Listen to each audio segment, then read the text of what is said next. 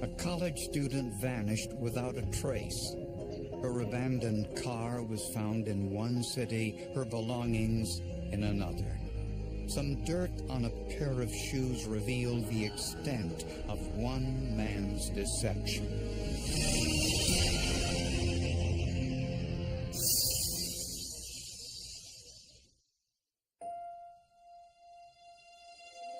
Michigan State University is the seventh largest in the United States, with a campus in East Lansing that spans over 5,000 acres.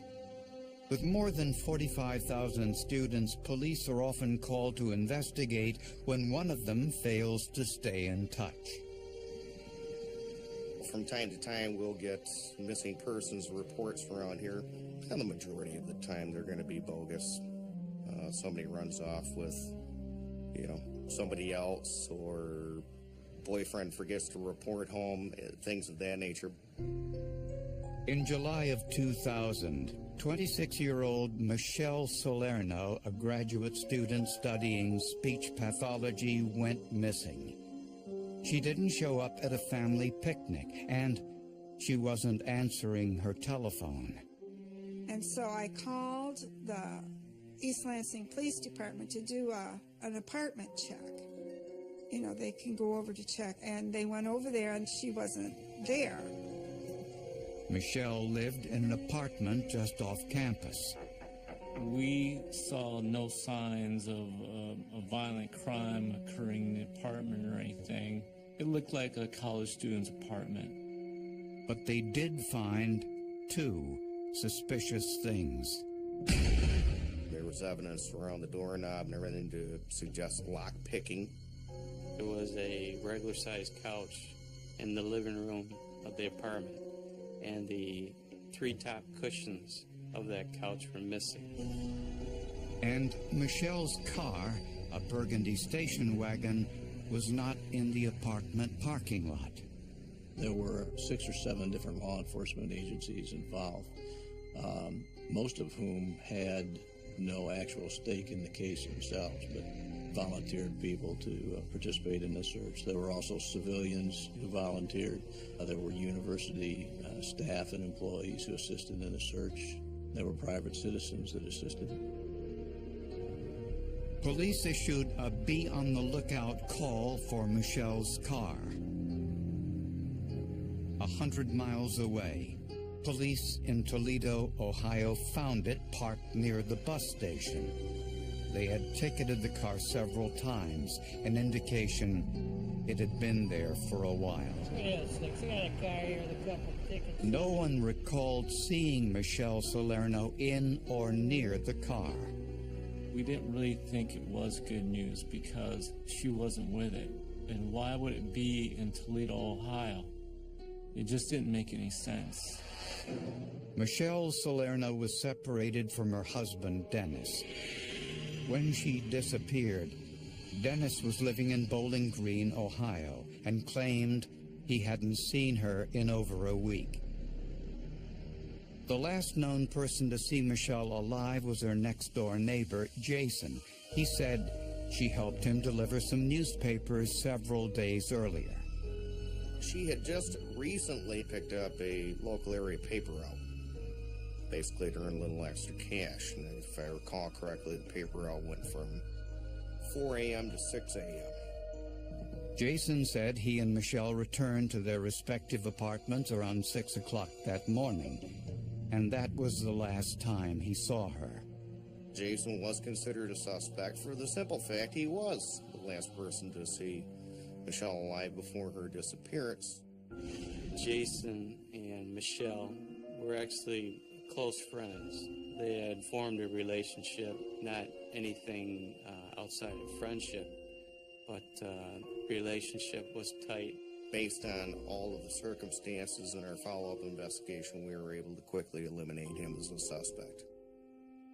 I checked in every one of Michelle's credit cards.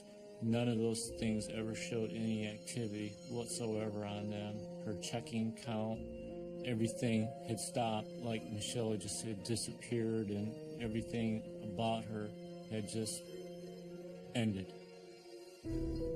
But people who disappear usually spend money, so investigators feared this was something far worse.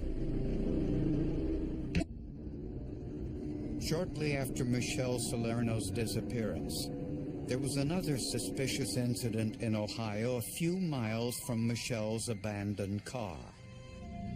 A truck driver was murdered in a rest stop bathroom. The victim was located on the floor of the shower. His throat had been cut. He was not clothed. Some of his personal belongings were there in the shower. The man was identified as 50-year-old Larry McClanahan, a self-employed trucker from Ohio. A background check revealed McClanahan served time in prison for sexually assaulting his 14-year-old nephew. His cellmate and best friend was none other than Dennis Salerno, Michelle Salerno's estranged husband who had served time for theft and fraud. After getting out of prison, Salerno went to live with McClanahan and his family for a period of time, so they were well acquainted. McClanahan opened his door to Dennis, gave him a place to live. It also came out that Larry and Dennis shared Larry's wife. McClanahan's ex-wife informed us that they were all sexually involved together. The truck stop security camera showed McClanahan walking towards the shower room with another man carrying a large black bag. A half hour later, the man with the bag left without McClanahan. To police, the man looked like Dennis Salerno. There was also a video which shows Salerno entering a locked and secured storage area. There were clear pictures taken there. Did you kill Larry? Why would I kill Larry? When police brought Salerno in for questioning, he denied everything. But after several hours, his story changed. He said McClanahan called him a few days earlier, suggesting they meet at the truck stop. Salerno said when he got there, McClanahan admitted he, quote, took care of his wife, Michelle, since he knew Salerno was having marital problems. Dennis said, "What do you mean?" And McClanahan said, "I took care of your wife." And he said to him, "I've taken care of your problem, Dennis. Now come over here and take your clothes off and get in the shower with me." Salerno claimed McClanahan wouldn't take no for an answer and feared he would be raped. Dennis said he panicked and reached down and grabbed a knife and jabbed it backwards where McClanahan was, stabbing him in the neck. I think he was trying to, pardon the expression, to kill two birds with one stone. He was trying to implicate McClanahan as the murderer of Michelle and also extricate himself from McClanahan's murder by claiming that it was self-defense. But police were skeptical. First, the physical evidence did not support Salerno's version of events. We later found out that McClanahan's neck was slashed from ear to ear, and he was almost decapitated. It appears clear that McClanahan was in a vulnerable position, that his throat was cut probably from behind. He has defensive wounds indicating that he was fighting off a knife attack. That's not something that falls in line with Salerno's description of what happened. And Salerno admitted he didn't ask McClanahan for details about Michelle's murder. And still, I had to ask Dennis, well, did you ask him what he did with her, or how he killed her, or where she's at? Dennis never asked those questions. You're not stupid. You know why we're talking about you. You're the one that can lead us to Michelle. How can I do that? How can I do that? I don't know where she is. I told you guys everything that I knew. I told you about all the friends that I knew that she had. Dennis, Have you hurt Michelle mistakenly, accidentally? No, That's not a very positive answer. Detective Vincent and I took the tape of Dennis to some Michigan State Police profilers. And one of the things that came out is that if he did murder Michelle, more than likely he would bury her, take her someplace, that they had some connection together. While Salerno admitted killing McClanahan, he denied any involvement in Michelle's murder. So investigators had to rely on forensic evidence to find out the truth. Michelle Salerno, a 26-year-old graduate student, was missing and presumed murdered. Okay, I came in here to ask you guys if you knew anything, and you guys are blaming me for all kinds of crap. Her estranged husband, Dennis, told police his best friend, Larry McClanahan, killed her, an assertion police found preposterous. We investigated it, and we were never able to determine that McClanahan had anything to do with Michelle's murder or disappearance. Interestingly, police found Michelle's abandoned car just 10 miles from the truck stop where Salerno killed McClanahan. Inside Michelle's car, investigators found Dennis Salerno's fingerprint on the passenger side window. Michelle got the car after Dennis had moved out. The fact that her dad had recently given her the car does minimize the possibility that his fingerprints could or should be there. Next, investigators went through Salerno's personal belongings. Dennis had 2 storage lockers, one in DeWitt, Michigan, and one in Ohio. In both of these storage areas, he had a pack rat mentality, kept everything he ever owned or had in the past. Inside were computers, pornographic pictures, a professional lock-picking set, and one of Michelle's letters addressed to the court. We found numerous documents, one of which being a personal protection order application that Michelle had filled out that Dennis should not have been in possession of at all unless he had, in fact, entered her apartment on a previous occasion and took it. I am writing to obtain a personal protection order against my husband. I fear for my safety, because in the course of our marriage, he has been physically and mentally abusive toward me. Investigators sent the letter to forensic scientist Greg Michaud, who sprayed it with ninhydrin. Ninhydrin is a chemical that we use to react with the amino acids in the fingerprint residuals that are left behind. When the ninhydrin does react, the fingerprints become visible in a purple color. On this document, Michaud found prints from 2 different individuals. There were 2 palm prints that were identified to Dennis Salerno, and then there were 3 fingerprints that we were able to identify to Michelle Salerno. Investigators believe Dennis stole this letter from Michelle's apartment. That letter was drafted the night before her death. Dennis was not residing with her, and there's no reason that his prints should ever have been on that letter. But Dennis Salerno continued to deny he killed his estranged wife, Michelle, insisting his friend, Larry McClanahan, did. Well, it's a great alibi to be able to accuse someone of a homicide when they're dead. Because you can pin everything on that dead person, and the dead person cannot talk. He was caught on the McClanahan murder, and the prosecutor there were putting together a possible death penalty case against him, and we came to that agreement. If he told us where the body was, we wouldn't use that information in a trial against him, and the Ohio prosecutors would seek only a 20-year prison sentence for the murder of McClanahan. So Salerno took the deal. and gave investigators the location of Michelle's body.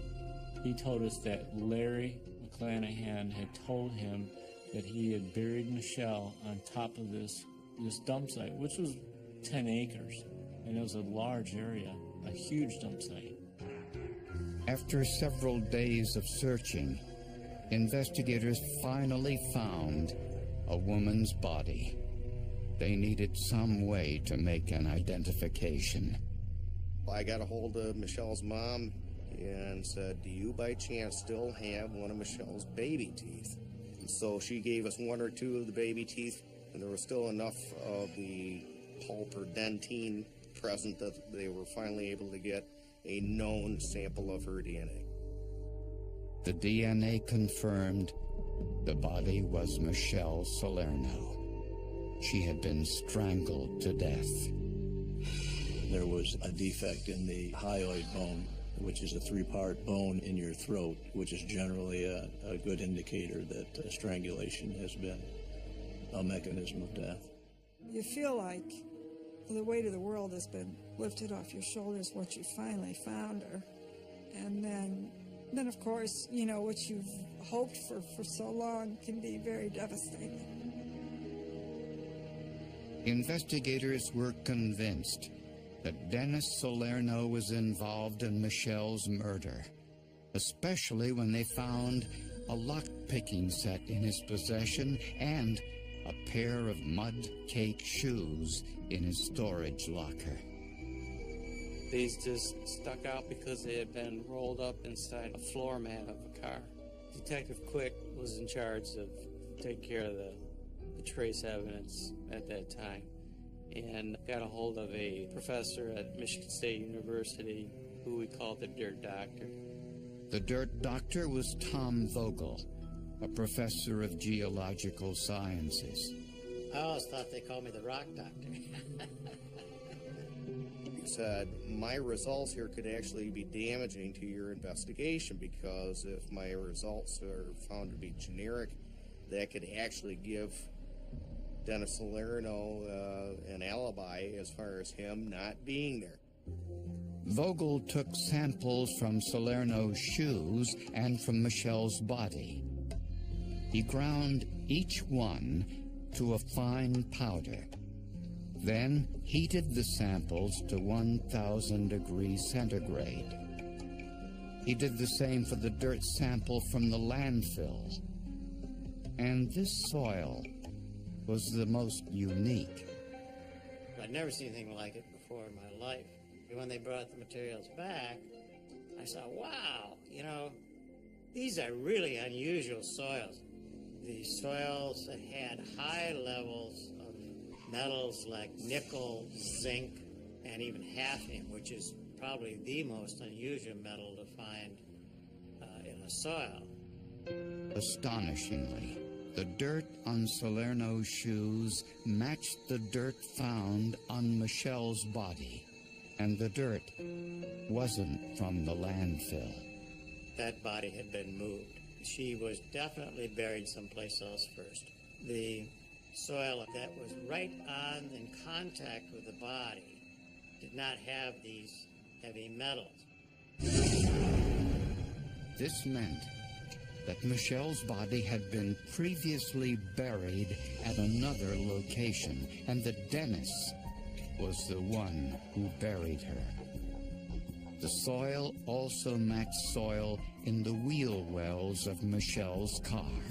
It puts him at the scene with forensic evidence, trace evidence, and shows that he is involved in the burial of his wife. Friends of Michelle and Dennis Salerno say their relationship was doomed from the start. They eloped after knowing each other for only a month. Michelle's parents were appalled. I just wanted to find out more about Dennis since we knew very little about him. So I hired a private investigator, and he uncovered his criminal past. That was more shocking to me than when she got married. I was just really upset about that. When Michelle found out about her husband's criminal past, she asked for a divorce.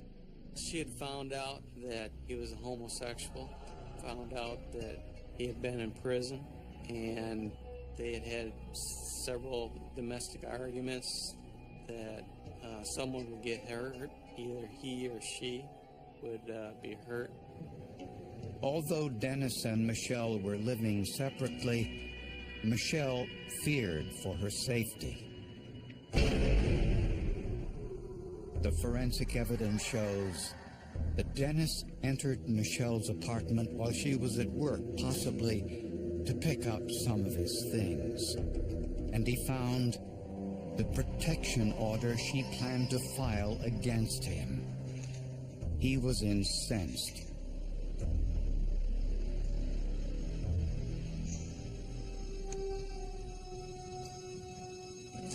And when she returned from her job delivering newspapers, he strangled her to death.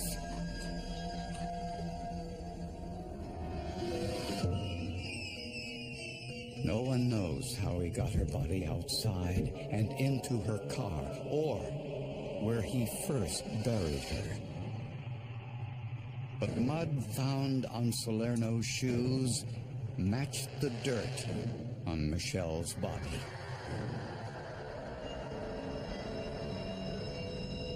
Later, he moved her body to the landfill in Ohio. Then abandoned Michelle's car, leaving his fingerprint on the window. To cover his tracks, Salerno needed someone to take the blame for Michelle's murder, and chose his old prison cellmate, Larry McClanahan. He lured him to the truck stop and slit his throat.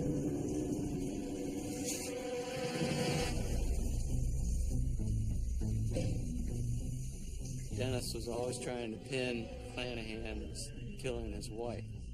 When in fact later on it came out that Dennis knew exactly where Michelle was buried. And the shoes in which were found in Dennis's locker being his, the soil on his shoes were matched up to the soil samples on Michelle's body. Dennis Salerno pleaded guilty to Larry McClanahan's murder, but not guilty to Michelle's murder. He was convicted of both, however, and sentenced to 2 life terms prison without parole.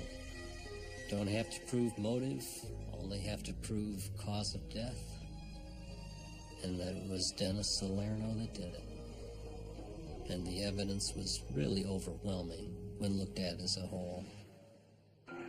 The forensic evidence proved Salerno handled Michelle's court-related documents. But the most unusual evidence was the forensic geology. The key that tied him to the murder was the dirt evidence, the unusual quality of the dirt as described by the scientists in this case. How he would have had that on his shoes and it be on her body is only explained by him being associated with that body and its burial. Without the soil samples, we wouldn't have been able to say that Dennis was responsible for this murder, because those soil samples alone he could not dispute, because those were his shoes, and that soil sample was the biggest part of our case. When I understood and he was going to get life without parole, I was just like, oh, thank God. Thank God now finally Michelle has some justice.